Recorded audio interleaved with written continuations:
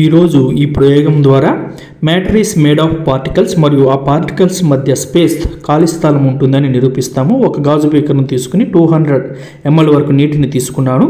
ఇది copper sulphate. ఈ copper sulphate స్ఫటికాలను వాటర్కి కలపడం జరుగుతున్నది. ఇప్పుడు వాటర్ లెవెల్ నీటి మట్టంలో ఏదైనా మార్పుని గమనిస్తున్నారేమో అబ్జర్వ్ చేయండి. మనకి నీటి మట్టం పెరగడం లేదు. చూడండి, వాటర్ లెవెల్ అలాగే ఉంది 200 ml వరకే. అంటే ఈ కాపర్ సల్ఫేట్ లవణాలు నీటి కణాల మధ్య ఉన్న ఖాళీ స్థలాన్ని ఆక్రమించింది.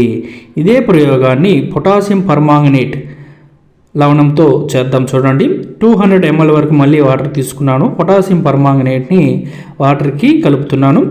ఇప్పుడు కూడా మనకి వాటర్ లెవెల్లో ఎటువంటి మార్పు జరగడం లేదు.